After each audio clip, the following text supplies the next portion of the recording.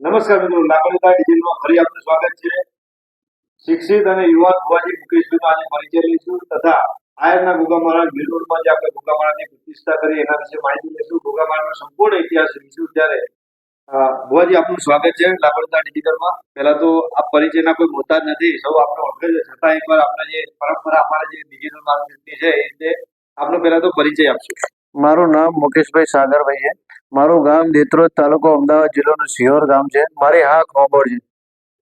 જી ભુવાજી, અને આપણે છેલ્લા અભ્યાસ શું કર્યો છે એના વિશે પણ માહિતી આપો. મેં અભ્યાસ કર્યો છે, 12મું પાસ કર્યું છે. 12માં મેં 72% લાવ્યો હતો અને ત્યાંથી પછી છોડી દીધું.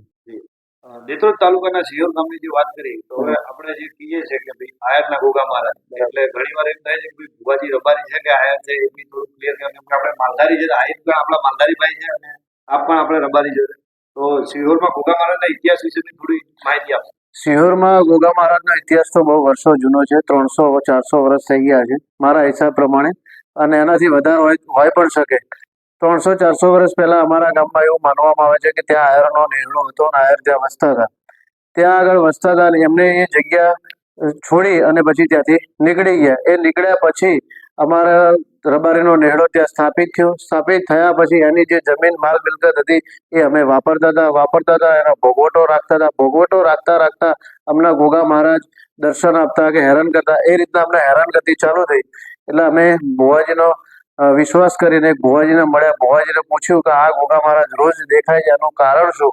એટલે એમને એવું કીધું કે ભાઈ આ જગ્યા ઉપર તમે જે જગ્યા ભોગવો છો એ જગ્યામાં પહેલા આયરોનો નેહડો હતો અને આયર આ ગોગા મહારાજને પૂજતા હતા. એ આયર આ ગોગા મહારાજને છોડી અને જતા રહે છે.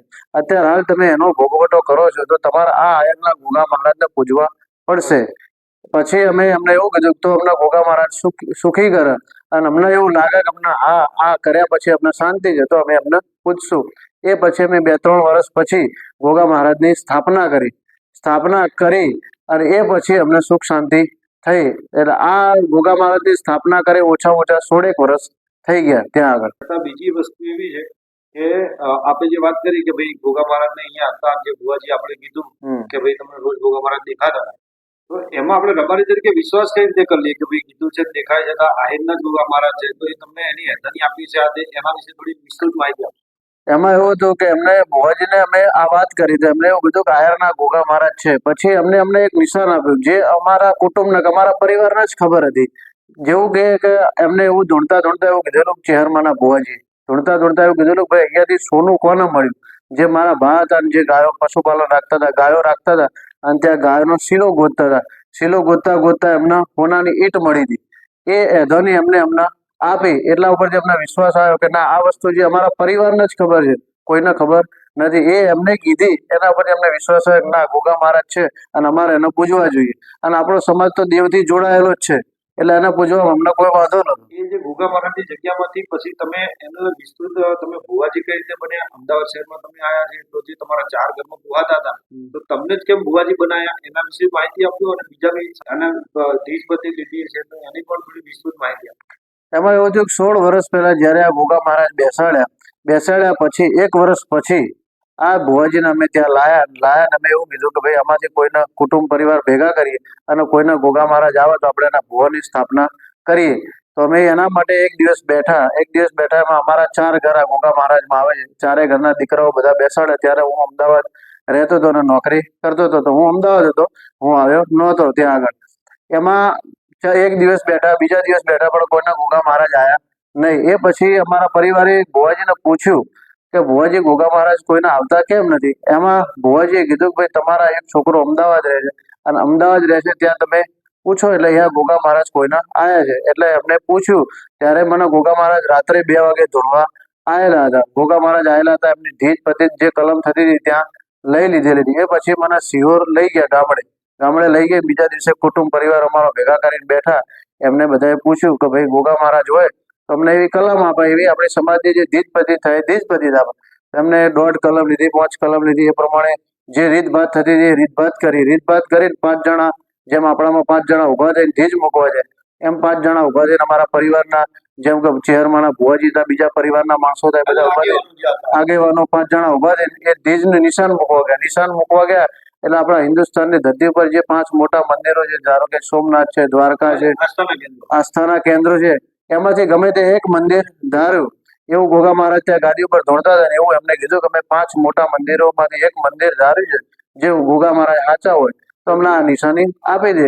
એટલે ગોગા મહારાજે કીધું કે ભાઈ તમે ભલે 5 આગેવાનો સારા છો અને તમે 5 નિશાની મૂકીને આવ્યા છો, પણ તમે જે 5 મંદિરો ધાર્યા છે એ 5 મંદિરોમાંથી નથી, પણ મારા શેમાળાનું ગામ છે સનિયાર, સનિયારના ગોગા મહારાજમાં તમે નિશાની મૂકી છે. એ પછી એમને પાક્કું થઈ ગયું કે ના આ ગોગા મહારાજ સાચા, અને એમને મને ભુવાજી તરીકેની સ્થાપના કરી. જે ભુવાજી આપણે એ વાત તો જાણી કે તમે ભુવાજી દીજપતિ લીધી આપણે, અને આપણો વ્યવહાર એ છે કે ભાઈ મહારાજનો ચોલ્લો કરવો હોય તો પેલા દીજપતિથી આપણે લેવી પડે. તો એ રીતે મહારાજે આજ તો પ્રચારમાં કોઈ બાકી નહીં, જે નાની દેડીથી લઈને તાજમહેલ સુધીનો મહેલ બનાવી દીધો મહારાજને.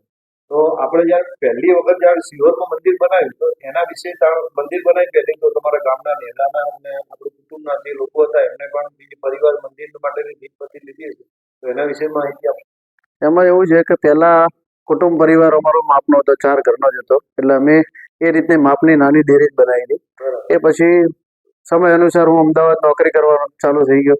નોકરી કરતો હતો ત્યારે રવિવારે બેસતો, રવિવારે 5-10 જણા માણસો આવતા અને ગોગા મહારાજ એમનું કામ કરતા. આ જતા જતા જતા 1-2 વર્ષ થઈ ગયા. 1-2 વર્ષ પછી એક અમદાવાદના ભાઈનું ગોગા મહારાજે બહુ મોટું કામ કર્યું.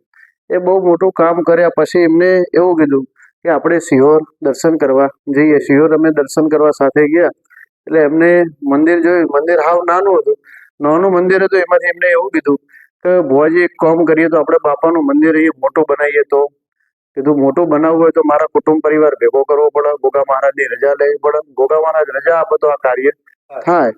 તો અમે એના માટે 2 દિવસ નક્કી કર્યું, ભાઈ 2 દિવસ પછી આપણે મળીએ અને આ ગોગા મહારાજની રજા લઈએ. ગોગા મહારાજની રજા લેવા માટે અમે 2 દિવસ પછી મારો જે પરિવાર હતો એને અમે આખો નેહડો ભેગો કર્યો. ભેગો કરીને અમે નેહડો ભેગો કરી નેહડાને વાત કરી કે આ સેવક છે ને એનું ગોગા મહારાજે કોમ કર્યું અને એની એવી ઈચ્છા કે ગોગા મહારાજને એક મંદિર સારું બનાવીએ. નેહડા વાળા એવું કીધું કે ભાઈ બરોબર છે, જો એનો શ્રદ્ધા છે ને એનો વિશ્વાસ છે, ગોગા મહારાજે સારું કામ કર્યું છે તો મંદિર બનાવાય. પછી મંદિર બનાવવાનું કીધું એટલે અમે એની બાપાની રજા લીધી. બાપાએ ફટ જેમ જેમ અમે રજા માગી એમ રજા આપી દીધી, એની નિશાની માગી એમ નિશાની આપી દીધી. પણ મારા પપ્પાના મનમાં એક ખચકાટ થયો કે મંદિર કાલ મોટું બનાવીએ અને અમારી એવી પોઝિશન નથી કે આપણે કાલ કદાચ આ સેવક ના પાડો તો અમે પહોંચી વળીએ. એટલે મારા પપ્પાએ એવું કીધું કે કોઈ મહારાજ જો અમને નિશાની આપે, એ નિશાની આપ્યા પછી હું મંદિર તમને બનાવવા દઉં, નકર આપણા જે નાનું છે બરોબર. એ પછી ગોગા મહારાજને ધોળવા બેહાડી અને મહારાજે એવું કીધું કે ભાઈ મેં દોડ આપ્યો, તમને કલમો આપી, તમે ધીજ માગી, નિશાન માગે, એવા નિશાનો આપ્યા તો તમને મારો વિશ્વાસ નહીં. પણ એક કામ કરો, હું ગોગો જો તમને નિશાની આલું કે ભાઈ આ જગ્યા એ જગ્યાએ મારો મંદિરનો પાયો ગોદો અને એ પાયો ગોદો હું જે નિશાની તમને આપું એ નિશાની તમને મળે તો કાલ સવારે મારું મંદિરનું કામ કરવાનું, ન કે તમારો પાયો પૂરો કરી નાખવાનો. એટલે પછી ગોગા મહારાજે ધોળતા નિશાની આપી ભાઈ આ જગ્યાએ મારો પાયો ગોદો. એ જગ્યાએ તમે પાયો ગોદશો એટલે અંદરથી મારો આયર, જે વખતનો આયર રહેતા હતા ને એ જે ધૂણો કરતા હતા, મારો આયર વખતનો ધૂણો નીકળશે. એથી તમે અંદર ઉડા ઉતરશો એટલે મારું આયર જે પૈણામાં દીવો કરતા હતા એ મારું પૈણાય નીકળશે. એ પછી એક ઘડો નીકળશે, એમાં મારે તમને જે હાલવું છે આપે. એ પછી અમે બીજા દિવસે જેસીબી લઈને પાયો ગોદાવાનું કામ ચાલુ કરાવડે. પાયો ગોદાય એટલે પહેલા આયર વખતનો જૂનો ધૂણો નીકળ્યો, આખી રશિયા વાળો ભાગ નીકળ્યો. એ પછી અમે અંદર થોડું ઊંડું ગોદ્યું એટલે આખું આયર વખતનું જૂનું પૈણાયું હતું માટીનું, જે આખું જીવ વાળું નીકળ્યું. ખરેખરમાં જીવ વાળું પૈણાયું, જીવ માટી ચૂસી જાય પણ આખું ઘી વાળું પૈણાયું નીકળ્યું. એ પછી અંદરથી વધારે ખાડો ગોદ્યો એટલે એક ઘડો નહેર્યો. ઘડો નહેરે એમાં 109 ચાંદીના સિક્કા નહેરે, જે જૂના વખતના, બહુ જૂના વખતના, જે અત્યારે હાલ અમે સાચવીને રાખ્યા છે કે જે આ નિશાની માટે કાયમ અમારી કાલ પેઢીને એવી ખબર પડે ગોગા મહારાજે આવું પ્રમાણ આપેલું. એ પછી આ સેવકને એક મંજૂરી આપે કે ભાઈ હવે તારે જેવું મંદિર બનાવવું હોય એવું તો મંદિર બનાય. જે વાત કરી ભુવાજી કે આપણે ખૂબ સરસ મંદિરની પહેલી બનાવ્યા છે, પછી આપનો યુવાન ભુવાજી તો નાના છો આજે, એટલે જે તે સમયે ભુવાજી તરીકે તમારા વધારે મહારાજના કામ થઈ જવાનો વાત છે, તો એના વિશેની વિસ્તૃત માહિતી આપશે. પહેલા અડાલજ રહેતા હતા અને પછી ત્યાંથી આપણે દિલ્હીમાં મહારાજની પહેલી બનાવી. બરોબર. પહેલા તો અમને અડાલજની માહિતી આપો. અડાલજ પહેલા હું ચાલોડિયા રહેતો હતો. ચાલોડિયા 10 બાય 10 ની રૂમમાં હું રહેતો હતો અને ત્યાંથી હું નોકરી કરતો હતો. નોકરી કરી અને આ રીતના જે રીતના ચાલતું એ રીતના હું ચલાવતો. એમ કરતા કરતા કરતા 2-4 સેવકો આવે, રવિવારે 10 તો 10-15 માણસ થયું, 15-20 માણસ થયું. એમ કરતા કરતા એક બાજુ નોકરી અને એક આ બાજુ આ બંને વસ્તુ ચાલુ રાખતો હતો. એ પછી મને થોડી જગ્યામાં ત્યાં ટૂંકી પડવા માંડી, એટલે મેં વિચાર કર્યો કે હું અડાલજ જઈ. ત્યારે અડાલજ મેં ભાડાનું મકાન લીધું. ભાડાનું મકાન લઈ અને ત્યાં રહેવાનું શિફ્ટ કર્યું. ત્યાં રહેવાનું શિફ્ટ કર્યા પછી ત્યાં આગળ હું અડાલજ લગભગ 10 વર્ષ રહ્યો. 10 વર્ષ હું દર રવિવારે બેસતો. દર રવિવારે 100 માણસો થયા, 50 માણસો થયા, 50 માંથી 100 થયા, 100 માંથી 150 થયા, 150 માંથી 200 થયા. ત્યાં ગોગા મહારાજનો ફોટો બનાવ્યો, નવું મંદિર બનાવ્યું. જેમ જેમ ગોગા મહારાજ જેમ જેમ સેવકો આવે, શ્રદ્ધા અને વિશ્વાસથી એનું કામ કરતા, જે બાપો બોલતા એ બાપો બનાવતા. એમ કરતા કરતા કરતા કરતા કરતા મેં અડાલજ 10 વર્ષ ગાળી નાખે. અડાલજ 10 વર્ષ ગાળ્યા પછી અમે એવો વિચાર કર્યો કે ભાઈ આટલા બધા સેવકો આવે છે તો જ્યાં એની વ્યવસ્થાનું બધું પાલન નતું થતું, કે વ્યવસ્થા નથી મળી રહેતી, સેવકો આવતા તેમને રોકાણ કરવા માટેની જગ્યા નથી મળી રહેતી. એક આધ દિવસ પહેલા આવી જતા, શનિવાર રાત્રેથી આવી જતા. તેમને રોકાવું હોય તો ક્યાં જગ્યા એટલી બધી હતી નહીં અને ભાડાનું મકાન હતું. એમ કરતા કરતા પછી હું એક ગ્રીન રોડમાં 500 વારનો પ્લોટ લીધો. પ્લોટ લઈ અને પછી બાપાનું નીચે મંદિર બનાવ્યું. મંદિર બનાવીને એમાં બાજુમાં હોલ બનાવ્યો, ભાઈ સેવક આવે ને એની વ્યવસ્થા સચવાય, અને આ રીતનું બાપાનું જેવું હતું એવું ભવ્ય મંદિર બનાવ્યું.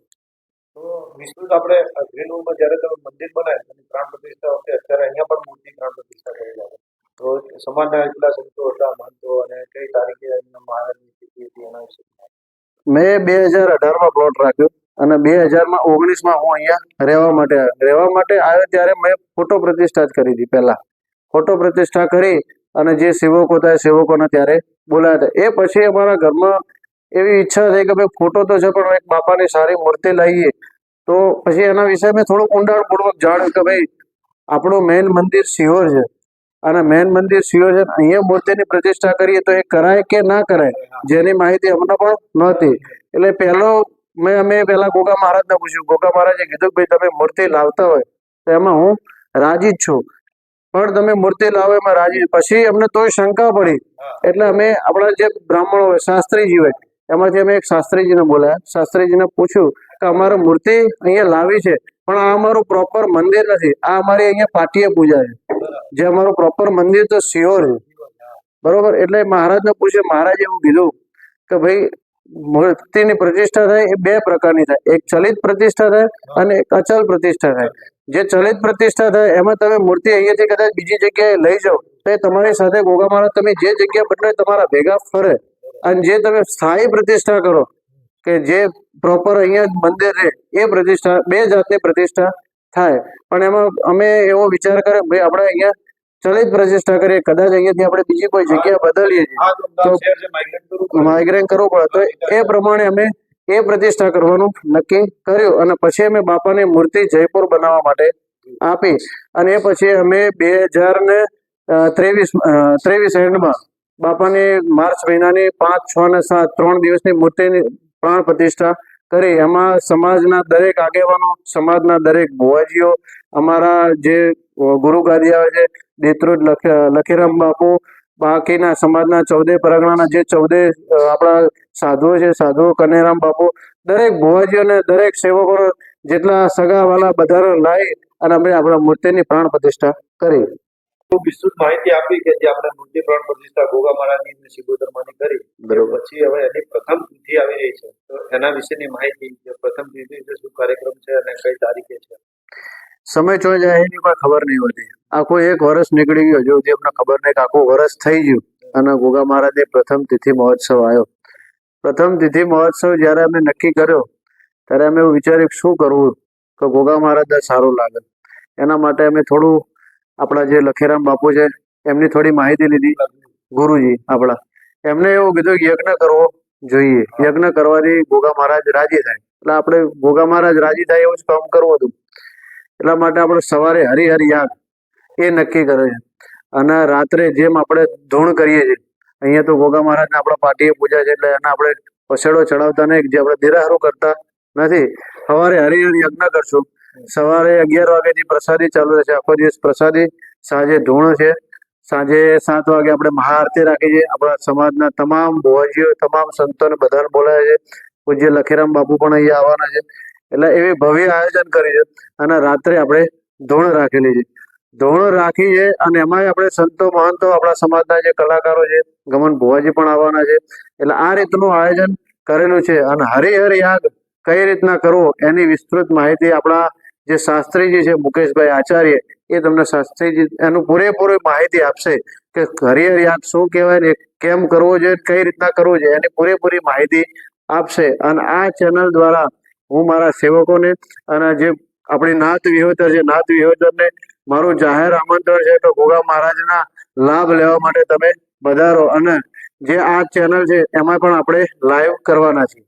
જી નમસ્કાર મિત્રો, ભુવાજી જે વાત કરી કે 2023માં જે માર્ચ મહિનામાં આપણે જે પ્રતિષ્ઠા કરી હતી એ જ મહોત્સવની જે ખૂબ સરસ માહિતી આપણે આપી એ પછી ફરીથી મહારાજની તિથિ આવી રહી છે તો ત્યારે ખૂબ સરસ યજ્ઞ પણ કરવાનો છે તો યજ્ઞ બાબતની વિશેષ માહિતી આપણી સાથે યુવા અને ખૂબ વિચારથી કામ વૃદ્ધત્વવાળી વાત જે છે મુકેશભાઈ સાથે તો આપણી સાથે મુકેશભાઈ શાસ્ત્રી મહારાજ આપણી સાથે જોડાયા છે. મુકેશભાઈ પહેલા તો આપણો પરિચય આપશો મહારાજ. હા, પ્રથમ તો મારું નામ શાસ્ત્રી મુકેશ આચાર્ય, પ્રોપર બનાસકાંઠાના વતની છીએ અમે.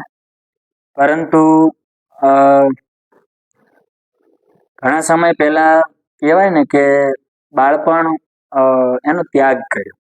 બાળપણનો ત્યાગ કરી અને સોલા ભાગવત વિદ્યાપીઠ પૂજ્ય શ્રી કૃષ્ણ શંકર શાસ્ત્રી દાદાજી એમના હાથ નીચે ટોટલ 30,000 ઋષિકુમારો તૈયાર થયા અને અત્યારે દુનિયામાં તમે કોઈ પણ ક્ષેત્રની અંદર જાઓ તો ત્યાં ભાગવત વિદ્યાપીઠની અંદર ભણેલું ઋષિકુમાર તમને જોવા મળે. તો એ જ વિદ્યાપીઠની અંદર 14 વર્ષ સુધી અભ્યાસ કર્યો અને એમાં શુક્લ યજુર્વેદ અને મુખ્ય સાહિત્ય વિષય છે મારો. પણ કહેવાય ને કે બ્રાહ્મણનું કર્મ ક્યારેય ન છોડવું જોઈએ. યજ્ઞ સાથે, મંત્ર સાથે, વેદ સાથે, સનાતન સંસ્કૃતિ સાથે હંમેશા જોડાયેલું રહેવું જોઈએ. અને એ જ એક લક્ષ્ય રાખી અને મારા પિતાશ્રીની પણ ઈચ્છા એવી હતી કે પહેલા તો એવી ઈચ્છા હતી કે તું કંઈક ગવર્મેન્ટ જોબ લે, એમાં કલેક્ટર બને એવી ઈચ્છા હતી માઇન્ડ પ્રમાણે કે ભાઈ આ છોકરો એ લેવલનો છે. પણ વચ્ચે પિતાશ્રીને એવી ઈચ્છા થઈ કે તું શાસ્ત્રી બને એમ, કારણ કે અમારા ગામમાં શાસ્ત્રી બહુ ઓછા છે, બ્રાહ્મણના ઘર લગભગ 1000 છે પણ શાસ્ત્રી બહુ ઓછા છે. તો પિતાશ્રીની ઈચ્છા એવી હતી તું શાસ્ત્રી બન, પણ મારી ઈચ્છા બહુ ઓછી હતી. મારી ઈચ્છા એવી હતી કે હું કંઈક અલગ બનવું એમ. પરંતુ એક દિવસ એવો વિચાર આવ્યો કે મારા પપ્પાની ઈચ્છા હું પૂરી કરું એમ. તો ભાગવત વિદ્યાપીઠની અંદર અભ્યાસ કરવા માટે આવ્યા અને ત્યાં આવી અને 7 વર્ષ તો વેદનો અભ્યાસ કર્યો અને બાકીના 7 વર્ષ સાહિત્ય અને પુરાણ વિષય ઉપર અભ્યાસ કર્યો. ત્યાર પછી રાજ્ય સ્તરીય લેવલની સ્પર્ધાઓ પણ બહુ સારી યોજાતી ત્યાં પાઠશાળામાં, સોમનાથ સંસ્કૃત યુનિવર્સિટી દ્વારા. તો એની અંદર ભાગ પણ લીધેલો. મીમાંસા દર્શન કરીને એક શાસ્ત્ર છે એની અંદર ગોલ્ડ મેડલ પણ આવ્યો, ઓલ ગુજરાત ફર્સ્ટ. ત્યાર પછી કર્મકાંડ ક્ષેત્રની અંદર અને જોડાવવું પડ્યું. કેમ કે ત્યારે પણ ઈચ્છા એવી હતી કે કંઈક પ્રોફેસર બનવું એમ સંસ્કૃત લેવલમાં. પરંતુ અમારી બાજુ બહુ નાની ઉંમરમાં લગ્ન થઈ ગયા એટલે રિસ્પોન્સિબિલિટી મતલબ વધતી ગઈ અને લગ્ન પણ થઈ ગયા. તો એક કર્મકાંડના માધ્યમથી કંઈક પ્રાપ્ત થાય એના માટે કર્મકાંડ ક્ષેત્રની અંદર થોડી વધારે મહેનત કરી અને એના દ્વારા બહુ સારું એવું ગુરુ કૃપા પણ થઈ અને ભગવાન રામજી વડસર ત્યાં પ્રતિષ્ઠા મહોત્સવ એમાં આચાર્ય પદે કામ કરવાનો મોકો પ્રાપ્ત થયો. પ્રતિષ્ઠા પૂર્ણ થઈ એટલે પછી ત્યાં ગામની લોકોની એવી ઈચ્છા હતી કે મહારાજ તમે અહીંયા રહી જાઓ. તો અત્યારે વડસરમાં રહું છું. વડસરની અંદર લગભગ 6-1 મહિના રહ્યો અને અહીંયા પ્રતિષ્ઠા ચાલતી હતી ગોગા મહારાજની. પ્રતિષ્ઠા પૂર્ણ થઈ અને લગભગ 5 દિવસ ભુવાજી થયા હશે અને ત્યાં એમના ભાણેજ છે લાલભાઈ, એમના દ્વારા સંપર્ક થયો કે મહારાજ આપણે ગોગા મહારાજનું મંદિર છે અને ત્યાં પૂજા માટે, સેવા માટે તમે આવશો? તો પહેલા તો રાત્રે 11-12 વાગે ફોન આવેલો લાલભાઈનો. એટલે કીધું આ ટાઈમે, પહેલા તો એવું કીધું નહીં કે આપણે આવી રીતનું, કીધું આ ટાઈમે મતલબ મને કે તમે પહેલા તો બહારે આવો. કીધું તરત જ બહારે આવો એમ, કોઈ પણ ચર્ચા કર્યા વગર. હા કે રાત્રેના 11-12 વાગે બહાર. એટલે કીધું વાંધો નહીં, ચલો આવ્યો. આવીને પછી મને કે આપણે જવાનું છે, તમે બેસો ગાડીમાં. પણ કીધું ક્યાં જવાનું એ તો કયો એમ. કે હું તમને, હા તો કોઈ વાંધો તો નહીં જ આવે એમ. હા, પછી અમે આયા ભુવાજી જોડે અને વાત કરી બધી કે આવી રીતનું આપણે પ્રતિષ્ઠા હમણાં જ થઈ અને સેવા પૂજા વ્યવસ્થિત રીતે કરવાની છે. તો ગોગા મહારાજની કૃપા પણ ખૂબ પ્રાપ્ત થઈ અને આ સેવા અવસર કરવાનો મોકો મળ્યો. ત્યાર પછી પવિત્ર નાગપાંચમનો દિવસ આવ્યો. તો નાગપાંચમના દિવસે લગભગ 3 મહિના થયા હશે મને અહીંયા. અને નાગપાંચમના દિવસે બહુ ભવ્ય અવસર થયો, બહુ જબરજસ્ત. અને એમાં ભુવાજી દ્વારા મતલબ કહેવામાં આવ્યું અને ગોગા મહારાજની પણ કૃપા અને મારા ઉપર એટલો વિશ્વાસ કે મહારાજ નાગપાંચમનો આપણે અવસર કરવો છે, પણ ગોગા મહારાજ પ્રસન્ન થાય એવો કરવો છે. શિકોતરમાં પ્રસન્ન થાય, ખોડિયારમાં પ્રસન્ન થાય એવો આપણે કંઈક અવસર કરીએ, પણ કંઈક બધાથી અલગ કરીએ. તો વિચાર આવ્યો ગોગા મહારાજની કૃપાથી, એવો વિચાર આવ્યો કે આપણે અલગ અલગ દ્રવ્ય દ્વારા આપણે અભિષેક કરીએ. ત્યારે ભુવાજીને વાત કરી, પછી ભુવાજીએ કીધું કે બરાબર છે. હવે જ્યારે અભિષેક કરવાનો વિચાર હતો ત્યારે તો અમને એવું થતું કે આ પોસિબલ થશે કે નહીં થાય, પણ કે છે ને કે ગુરુ કૃપા હોય ને તો બધું જ પોસિબલ હોય. ગુરુ કૃપા હોય તો દરેક સમસ્યાનો તમને રસ્તો મળી જાય, સમાધાન મળી જાય. તો ત્યારે થોડુંક કન્ફ્યુઝ જેવું હતું, પણ ભુવાજીને વાત કરી, ભુવાજી પણ કન્ફ્યુઝ, હું પણ કન્ફ્યુઝ કે આપણે અલગ અલગ દ્રવ્ય, એમાં લગભગ ટોટલ 1200 લીટર અલગ અલગ દ્રવ્ય હતા. અને જે મંદિરમાં આપણે અભિષેક કરવા માટેનું જે જળ તત્વ દ્રવ્ય એ બધું બહાર કઈ રીતનું કાઢવું, મેન પ્રોબ્લેમ એ હતો. પરંતુ ભુવાજી કે હવે એક કામ કરો મહારાજ, આપણે ગુરુ જોડે જઈએ. જ્યારે માણસ બધી બાજુથી થોડો થોડો વિચારોમાં અટવાઈ જાય ને, ત્યારે એક રસ્તો શોધે, કાં તો ઈશ્વર કાં તો ગુરુ, હે ને. તો ભુવાજીએ કીધું કે હું ગુરુજીને પૂછી લઉં. પછી દેત્રોજમાં એમના ગુરુજી લખીરામ બાપુ ખરેખર બહુ વિદ્વાન છે અને બ્રાહ્મણ પ્રિય છે અને સનાતની છે, પ્યોર. એ અને અમારા સમાજનું પણ ગૌરવ છે કે શિક્ષિત અમારા ગુરુ. 100% ગુરુદેવ. ખરેખર બહુ એમનામાં વિદવત્તા છે. અને એમણે રસ્તો તરત જ આપી પણ દીધો, કંઈ પણ વિચાર્યું નહીં, ખાલી એટલું જ કીધું આ રીતનું જ કરવાનું છે. 2 જ મિનિટની અંદર, જે 2 મહિનાથી અમે વિચારતા હતા એનો રસ્તો ખાલી 2 જ મિનિટની અંદર આપી દીધો. ત્યાં પ્રત્યક્ષ અમને એવું થયું કે નહીં, ખરેખર ગોગા મહારાજ અને ગુરુ કૃપા છે, એટલે હવે પ્રસંગમાં વાંધો નહીં આવે. પછી થોડાક દિવસ, 3-4 દિવસ પછી અહીંયા પૂજ્ય શ્રી લખીરામ બાપુ આવ્યા. ચર્ચા પણ થઈ કે તમે ગોગા મહારાજ ઉપર કયા મંત્રથી અભિષેક કરશો, માતાજી ઉપર કયા મંત્રથી અભિષેક કરશો. તો ગોગા મહારાજ ઉપર રુદ્ર સૂક્તમ, આપણો શુક્લ યજુર્વેદ, અને શુક્લ યજુર્વેદની અંદર રુદ્રાષ્ટાધ્યાય, એની અંદર ટોટલ 8 અધ્યાય આવે. એ 8 અધ્યાયમાં જે 5મો અધ્યાય હોય એને રુદ્ર સૂક્ત કહેવામાં આવે. રુદ્ર સૂક્ત, રુદ્ર અર્થાત શિવ, અને શિવના આભૂષણ છે ગોગા મહારાજ. તો રુદ્ર સૂક્તથી અભિષેક કર્યો. એમાં લગભગ 15 થી 16 બ્રાહ્મણ હતા અને કોઈ પણ સંગીત વગર માત્ર શ્લોકો અને સ્તુતિઓ દ્વારા જ ભગવાનનો અભિષેક કરવામાં આવ્યો. માતાજી ઉપર શ્રી સૂક્તમ, જે લક્ષ્મી સૂક્તમ પણ કહેવાય, અને ભગવાન વિષ્ણુને બહુ પ્રિય છે એવા લક્ષ્મીજી, અને એ લક્ષ્મી એટલે શ્રી, અને શ્રી સૂક્તમ નો પાઠથી માતાજી ઉપર અભિષેક કરવામાં આવ્યો. અભિષેક પૂર્ણ થયા પછી ખરેખર ગોગા મહારાજના મારા ઉપર ખૂબ આશીર્વાદ પ્રાપ્ત થયા. અને ત્યારે તો કેવું હતું કે અમારે ભૂદેવમાં વરણ પ્રથા હોય, વરુણી. ફોર એક્ઝામ્પલ, તમે સારું એવું આચાર્ય પદે વિદ્વત્તાની દ્રષ્ટિએ નામ ધરાવતા હો, તો સ્વાભાવિક છે તમારે જ્યારે આવા મોટા મોટા કામ મળે તમે બીજા 5 બ્રાહ્મણને બોલાવો. તો એ હું કરતો હતો કે હું મતલબ કોઈકના કામમાં જતો અને 1500-2000 રૂપિયા જે વરણ મળે એમાં થોડુંક ચાલતું. પણ નાગપાંચમના દિવસે ભગવાન શ્રી આયરના ગોગા મહારાજ અને શિકોતર માતાજી, એમના મને ખૂબ આશીર્વાદ પ્રાપ્ત થયા. અને ત્યારે ગોગા મહારાજે મને એવા આશીર્વાદ આપ્યા કે આવતી નાગપાંચમ સુધી પ્રત્યક્ષ પ્રમાણ મળશે. પ્રમાણ તો કે કઈ રીતનું, તો કે હવે તમે જે મનમાં ભૂદેવ ધારીને બેઠા છો એના કરતા સવાયું ગોગા મહારાજ આપશે. અને એ નાગપાંચમ થી લઈ અને આજના દિવસ સુધી મેં એક પણ વરણ નથી, બધા જ આચાર્ય પદે કામ મળ્યા છે. અને એ ગોગા મહારાજના ખરેખર મારા ઉપર ખૂબ આશીર્વાદ છે અને મારો પરિવાર પણ ખૂબ રાજી છે. અને એક તો ભુવાજી જોડે ઘર જેવા સંબંધ થઈ ગયા. ત્યાર પછી એ પ્રસંગ પૂર્ણ થયા પછી હવે અત્યારનો જે પ્રસંગ છે એ હવે આવ્યો પ્રથમ તિથિ પાટોત્સવ, તિથિ મહોત્સવ.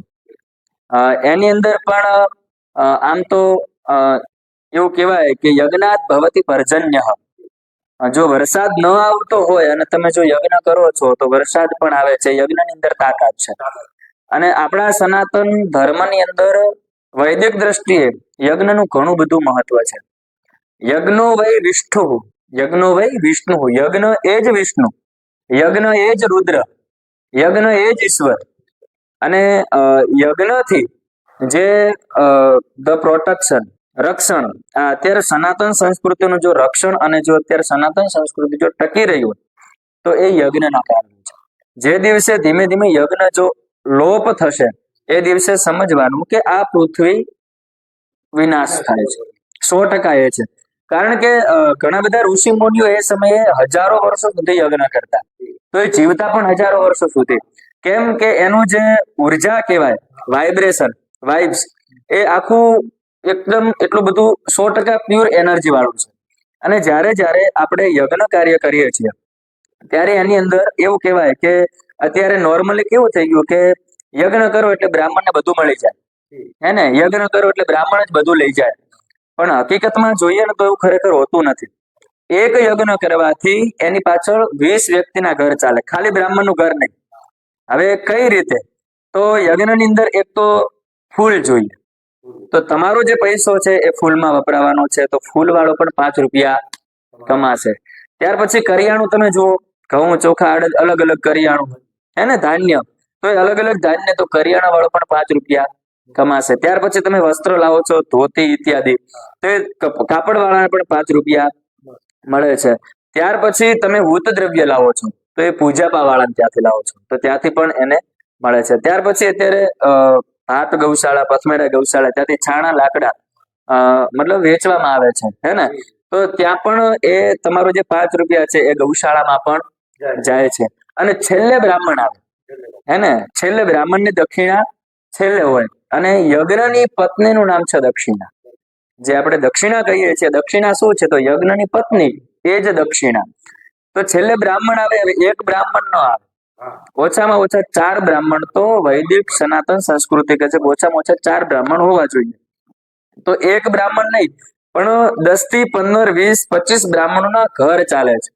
અને એ તમારી જે દક્ષિણા, જે તમે જે યજ્ઞની પાછળ 5 રૂપિયા વાપરો છો, એ જે આપો છો, એનાથી 20 બ્રાહ્મણના ઘર ચાલે છે.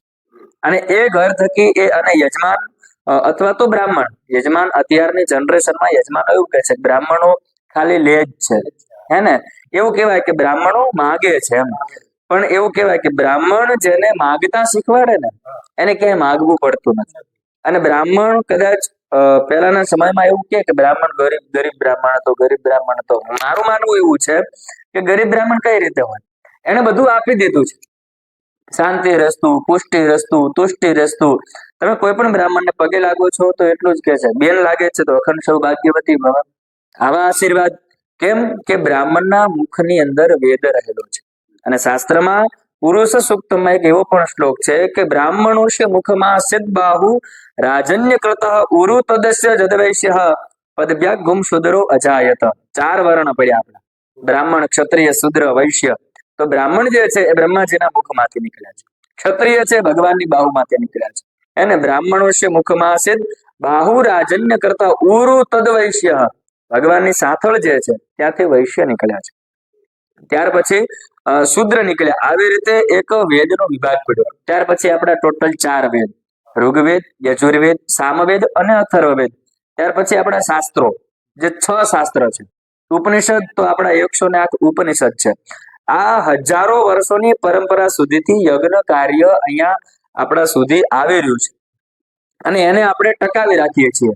ત્યાર પછી એમાં યજ્ઞની વાત કરીએ તો અહીંયા જયારે આપણે તિથિ મહોત્સવની અંદર પ્રથમ તો કયો યજ્ઞ કરવો હજી અમે નક્કી નહોતું કર્યું કે કયો યજ્ઞ કરવો. યજ્ઞ કરવાનું એ ફાઇનલ હતું, પણ કયો યજ્ઞ કરવો એ નક્કી ન હતું. પછી ભુવાજીને એવું થયું કે હું એકવાર ફરી ગુરુજીને પૂછી લઉં. તો દેત્રોજ ગયા. દેત્રોજ જઈને પૂછ્યું તો ત્યાં લખીરામ બાપુએ કીધું કે યજ્ઞ કરો છો તો યાગ કરો. યજ્ઞમાં કેવું હોય કે મતલબ એક લિમિટેડ આહુતિ હોય કે તમારે એક માળાની આહુતિ, કે દાખલા તરીકે 108, પછી સ્થાપિત દેવતાઓનો હોમ, આટલું જ હોય. પણ યાગ જે છે ને, યાગની અંદર 10,000 થી વધારે આહુતિ હોય. તો અત્યારે જે આપણે કરવા જઈ રહ્યા છીએ એ યાગ છે. યાગમાં પણ પેલા એવું કહેવામાં આવ્યું કે ચિઠ્ઠી બનાવો, જે ગોગા મહારાજની અને શુકોતર માની ખોડિયાર માની કૃપા હશે એ આપણે યજ્ઞ કરીશું. એમાં પણ એક સતચંડી યજ્ઞ હતો ચિઠ્ઠીની અંદર, એક હરિહર યાગ, એક વિષ્ણુ યાગ. આ 3 ચિઠ્ઠી બનાવવામાં આવી ગોગા મહારાજ આગળ મૂકવાની. જે નસીબમાં હશે, જે ચિઠ્ઠી ખોલશું એ યજ્ઞ કરીશું. આવું પૂજ્યશ્રી દેત્રોજવાળા લખીરામ બાપુની આજ્ઞાથી આવું થયું. તો ગોગા મહારાજની કૃપાથી બન્યું એવું કે હરિહર યાગ એ આપણે અહીંયા નક્કી કરવામાં આવ્યું. વાત કરીએ સતચંડી અને વિષ્ણુ યાગ, તો વિષ્ણુ યાગ કરતા 2 દિવસ થાય, સતચંડી કરતા 2 દિવસ થાય, હરિહર યાગ કરતા 1 દિવસ થાય. કેમ? આમ તો યજ્ઞમાં તમે જેટલા દિવસ કરો એટલા ઓછા, હે ને? તમે અઠવાડિયું, મહિનો, ઊંઝામાં હતો હમણાં લક્ષચંડી હતો, સતચંડી હતો, સહસ્રચંડી હતો. તો સતચંડી ની અંદર 100 ચંડી પાઠ હોય અને પછી એનો દશાંશ હોમ હોય. ત્યાર પછી આ જે વિષ્ણુ યાગ છે એની અંદર પુરુષ સુક્તમ જે છે એ પુરુષ સુક્તમ થી આહુતિ આપવામાં આવે છે અને એમાં ભગવાન નારાયણ વિષ્ણુ એ મુખ્ય હોય છે. પરંતુ ગોગા મહારાજની કૃપા અને લખીરામ બાપુની જે આજ્ઞાથી એવું બન્યું કે હરિ અને હર યાગ નક્કી કરવામાં આવ્યો. હવે અર્થાત હરિ એટલે ભગવાન વિષ્ણુ અને હર એટલે ભગવાન શિવજી મહાદેવ. હવે બંનેની છત્ર છાયા છે નાગ દેવતા, શેષ નાગ દેવતા, હે ને? તો બંનેની કૃપા થાય અને બંનેની કૃપાથી જે એમનું આભૂષણ છે ગોગા મહારાજ, એમની કૃપા અપરંપાર થાય. તો એની અંદર આ યજ્ઞમાં પણ આપણે સર્વતો ભદ્રમંડળની પીઠ બનાવીશું અને એમાં પણ મુખ્ય આહુતિઓનો ક્રમ વધારે હોય છે. ભગવાન વિષ્ણુની પૂજા થશે, એની અંદર 304 પૂજા. ભગવાન શિવજીની પણ મહાપૂજા થશે, એની અંદર પણ અભિષેક પણ નક્કી કરવામાં આવ્યો હતો. પરંતુ આપણે શિવરાત્રીના દિવસે એનો લાવો લઈ લીધો. બાકી તો એ જ દિવસે અભિષેકનું પણ નક્કી કર્યું હતું. પણ ભગવાન ગોગા મહારાજની અને શિવજીની કૃપા એવી થઈ કે એક કામ કરો, ભુવાજીને ગોગા મહારાજે શિવજી એવું સૂચવાડ્યું કે શિવરાત્રીનો મહાપર્વ છે અને એ દિવસે પણ પ્રહર પૂજાનું ખૂબ મહત્વ હોય અને પ્રહર પૂજાથી પણ જે અભિષેક છે એનું વધારે મહત્વ હોય. તો અમે શિવરાત્રીના દિવસે પણ અલગ અલગ દ્રવ્યથી ગોગા મહારાજ ઉપર અભિષેક કર્યો, શિકોતર માતાજી ઉપર પણ અભિષેક કર્યો. એમાં પણ વિદ્વાન ભૂદેવો બોલાવી અને ગોગા મહારાજ ઉપર અભિષેક કર્યો. એનાથી પણ આખું જે ઉર્જા વાઇબ્રેશન એનો ઘણો બધો ફરક પણ પડી ગયો. અને અર્થાત અભિષેક કરવાનું મુખ્ય કારણ શું, એવું ભુવાજીની દ્રષ્ટિએ ગોગા મહારાજે એવું સૂચવાડ્યું કે અત્યારની જનરેશનમાં લોકોને કેવું પડે કે ભગવાન શું છે. અત્યારે લોકો તરત જ ભગવાનની મૂર્તિને સ્પર્શ કરી દે છે. કેમ કે એવું કહેવાય કે ભગવાન વચ્ચે અને માણસ વચ્ચે કંઈક તો ફરક છે. એવું કહેવાય કે માણસનો પડછાયો પડે પણ ભગવાનનો ક્યારે પડછાયો ન પડે. માણસ જમીન ઉપર ચાલે છે પણ ભગવાન એક વેત અધ્ધર ચાલે છે. આટલો તો ફરક છે, ધ ડિફરન્ટ, હે ને? તો ગોગા મહારાજની મૂર્તિને ઘણા બધા લોકો, હવે સેવકો આવતા હોય તો સેવકોને ના તો પાડી ન શકાય, હે ને? કેમ કે અત્યારે ખોટું પણ બહુ લાગી જાય.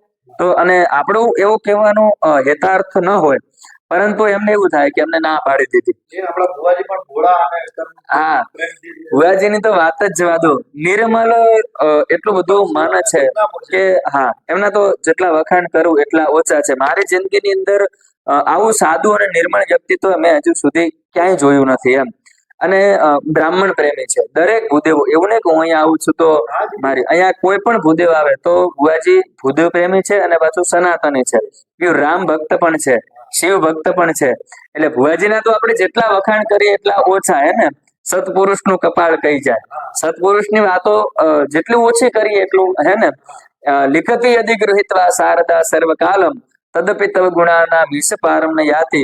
સાક્ષાત સરસ્વતી જેમ ભગવાનનો મહિમા લખવા બેસે, સાયન પૂરી થઈ જાય પણ ભગવાનનો મહિમા પૂરો નથી થતો. એવી રીતે હું પણ મારી ભાષામાં કહું તો હું ભુવાજીના જેટલા વખાણ કરું ને એટલા મારી દ્રષ્ટિએ બહુ ઓછા પડે, હે ને? ત્યાર પછી આપણે ગોગા મહારાજનો બહુ પરમ અને પવિત્ર દિવસ એટલે શિવરાત્રી દિવસ. એ દિવસે પણ ભગવાન શિવને પ્રસન્ન કર્યા. ખાલી ગોગા મહારાજ ઉપર અભિષેક નહીં, શિવલિંગ પણ એના ઉપર પણ અમે અભિષેક કર્યો, ગણેશનું પણ પૂજન કર્યું. અને એનાથી ખૂબ જ અત્યારે એક આનંદની અને ખુશીની લાગણી થાય છે.